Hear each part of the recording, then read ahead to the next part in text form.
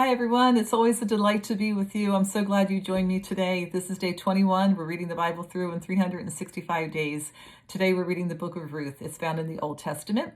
It's found right after the Book of Judges. And the significance of that is that it's a story that takes place during the time of Judges.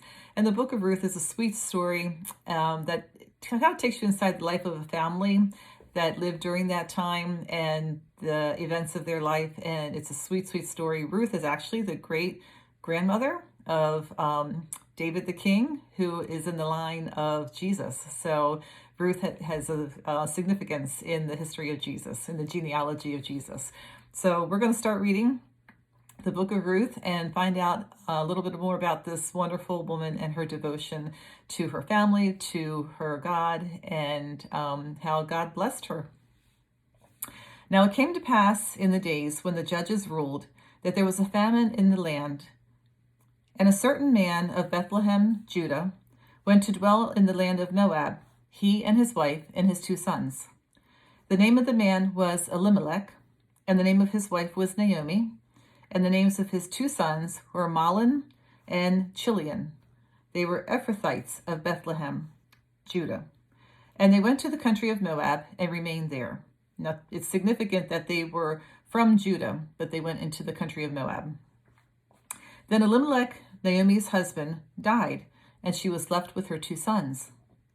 Now they took wives of the women of Moab, and the name of one was Orpah, and the name of the other was Ruth, and they dwelt there about 10 years. Then both Mahlon and Chilion also died, so the woman survived her sons and her husband.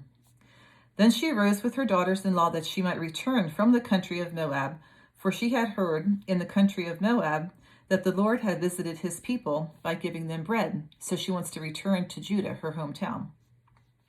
Therefore she went out from the place where she was, and her 2 daughters-in-law with her, and they went on the way to return to the land of Judah. And Naomi said to her 2 daughters-in-law, Go, return each to her mother's house.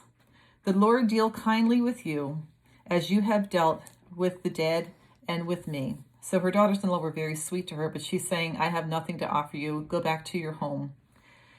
And the Lord grant that you may find rest, each in the house of her husband.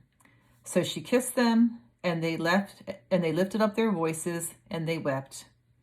And they said to her, Surely we will return with you to your people. But Naomi said, Turn back, my daughters. Why will you go with me? Are there still sons in my womb, that they may be your husbands?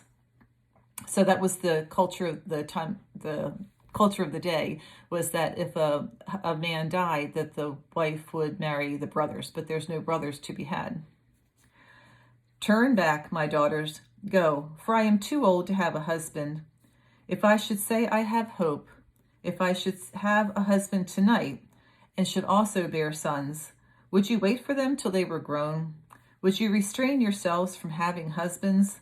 No, my daughters, for it grieves me very much, for your sakes, that the hand of the Lord has gone out against me. Then they lifted up their voices and wept again, and Orpah kissed her mother-in-law, but Ruth clung to her. And she said, Look, your sister-in-law has gone back to her people and to her gods. Return after your sister-in-law.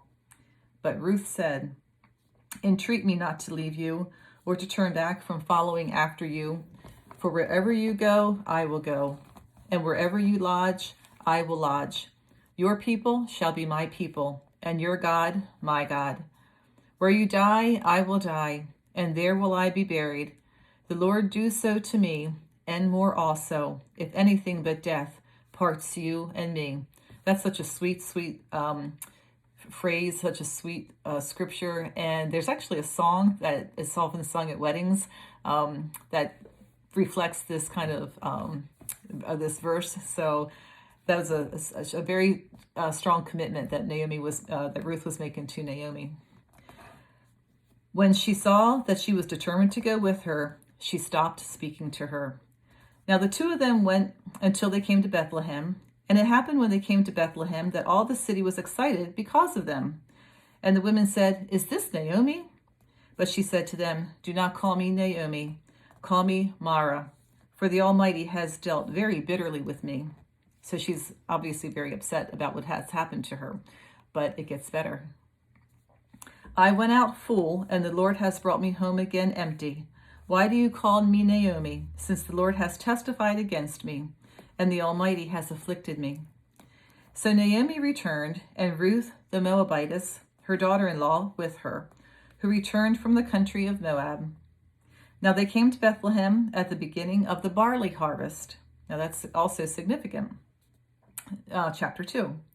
There was a relative of Naomi's husband, a man of great wealth, of the family of Elimelech. His name was Boaz. So Ruth the Moabitess said to Naomi, "Please let me go to the field and glean heads of grain after him, in whose sight I may find favor." And she said to her, "Go, my daughter." Now the widows and the poor were allowed to glean in the fields. So after the harvest was brought in, whatever was left over in the fields, the widows and the poor could go out, and that was the way that they were allowed to basically live. And the people that harvested the fields had to leave the edges, the corners of the fields empty, or not empty, but had to leave them alone, not harvest them, so that there would be food for the poor. So this is what Ruth is going to do. She's going to go out into the field and glean for her and her mother-in-law. Then she left and went and gleaned in the field after the reapers. And she happened to come to the part of the field belonging to Boaz, who was of the family of Elimelech. Now behold, Boaz came from Bethlehem and said to the reapers, "The Lord be with you." And they answered him, "The Lord bless you." What a wonderful way to greet each other, right? Then Boaz said to his servants, who was in charge of the reapers, "Whose young woman is this?" So he's taken notice of Ruth. So the servant who was in charge of the reapers answered and said, "It is the young Moabite woman who came back with Naomi from the country of Moab." And she said, "Please let me glean and gather after the reapers among the sheaves." So she came and has continued from morning until now, though she rested a little in the house. Then Boaz said to Ruth, "You will listen, my daughter, will you not? Do not go to glean in another field, nor go from here, but stay close to my young women." So he wants to protect her. "Let your eyes be on the field which they reap, and go after them.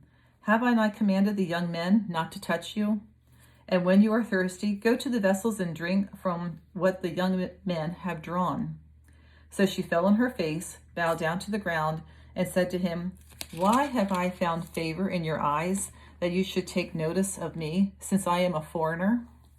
And Boaz answered and said to her, It has been fully reported to me all that you have done for your mother-in-law since the death of your husband, and how you left your father and your mother and the land of your birth, and have come to a people whom you did not know before.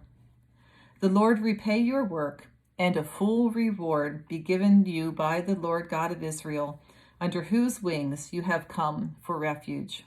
That's a beautiful scripture.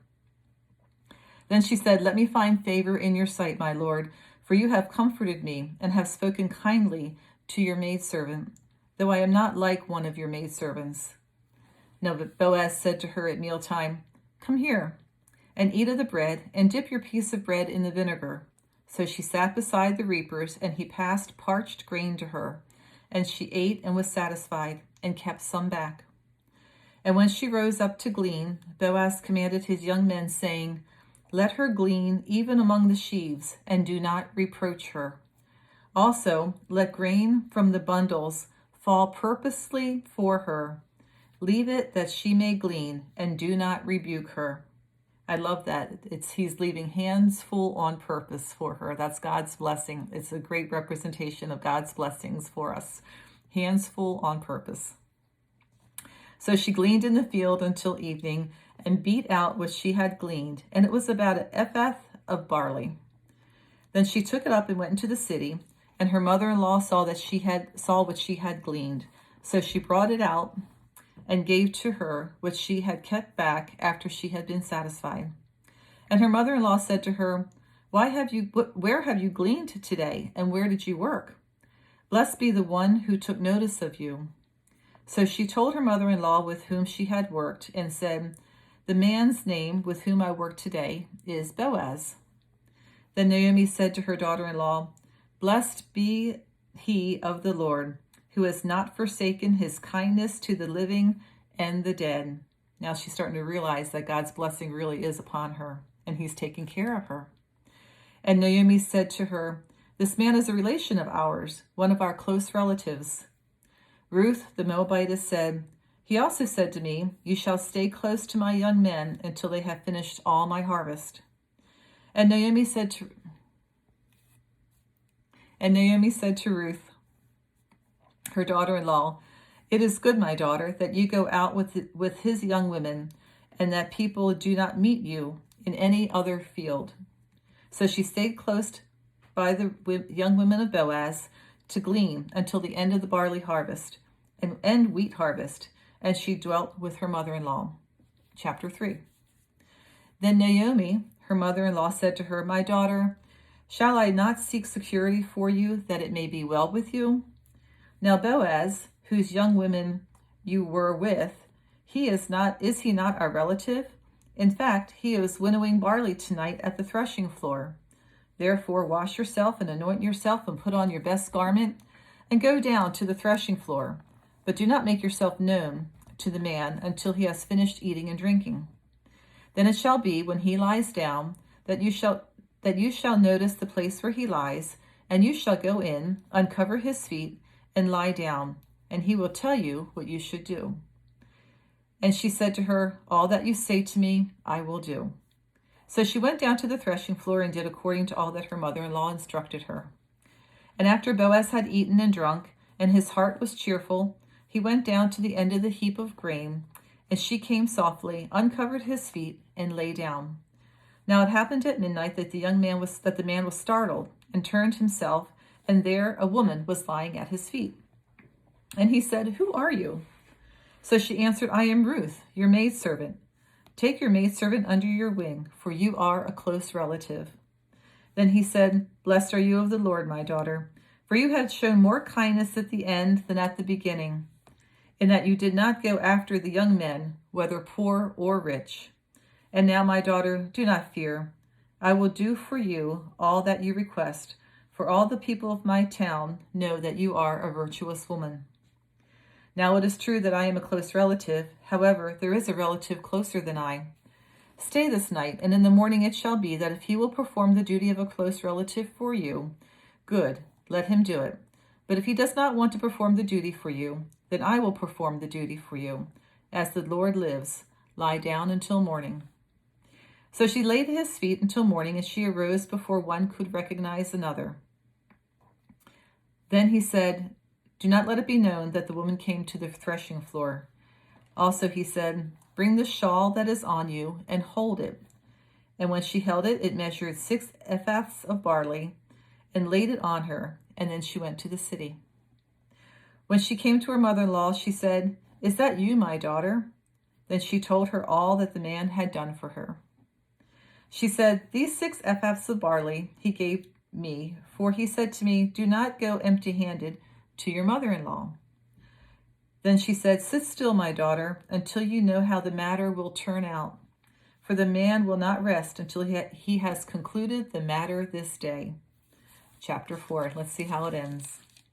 Now Boaz went up to the gate and sat there, and behold, a close relative of whom Boaz had spoken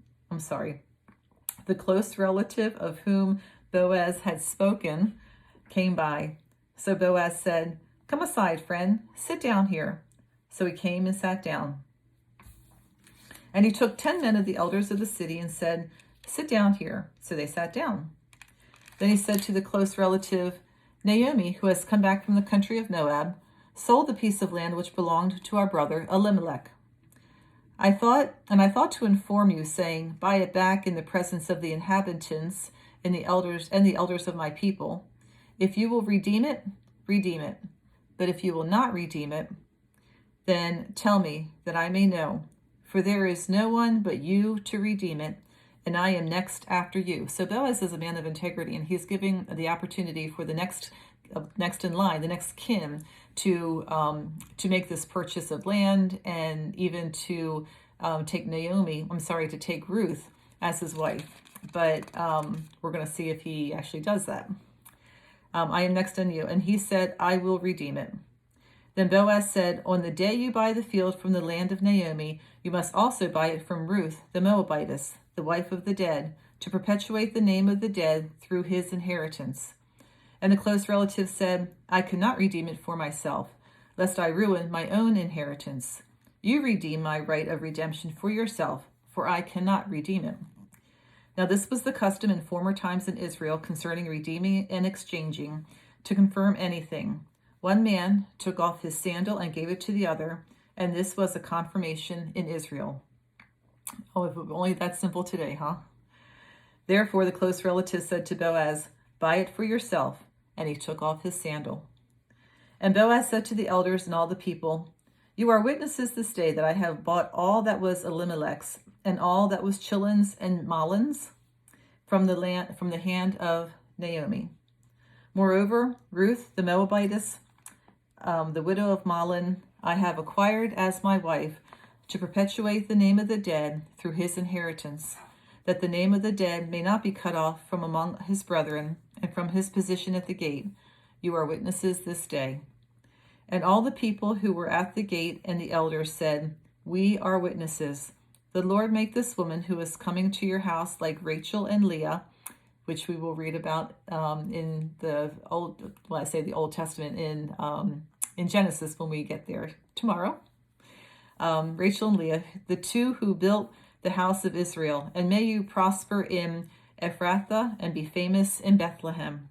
May your house be like the house of Perez, who Tamar bore to Judah, because of the offspring which the Lord will give you from this young woman. So Boaz took Ruth, and she became his wife. And when he went in to her, the Lord gave her conception, and she bore a son. Then the woman said to Naomi, blessed be the Lord, who has not left you this day without a close relative, and may his name be famous in Israel. And may he be to you a restorer of life, and a nourisher of your old age, and your daughter-in-law who loves you, who is better to you than 7 sons, has borne him. And that's a pretty significant compliment, so to speak, because sons were very highly thought of, but they're saying that Ruth to Naomi was greater than 7 sons. Then Naomi took the child and laid him in her bosom, and became a nurse to him. Also the neighbor women gave him a name, saying, there is a son born to Naomi. And they called his name Obed. He is the father of Jesse, the father of David. Now this is the genealogy of Perez. Perez begot Hezron, Hezron begot Ram, and Ram begot Amminadab. Amminadab begot Nahshon, Nahshon begot Salmon, Salmon begot Boaz, and Boaz begot Obed. That's the Boaz we just read about. Begot Obed. Obed begot Jesse, and Jesse begot David, from King David, David and Goliath, and so on and so forth. So that's it. That's the book of Ruth, a sweet story. Tomorrow we're going to start in the book of Genesis and read the first 3 chapters of the Bible. They kind of go consecutively, so I don't really want to stop in between those chapters to do something else. So it's going to take a few weeks to get through the 3 books. So buckle down, and we're going to continue reading through the entire Bible in 365 days. All right. I love you. Take care. Bye.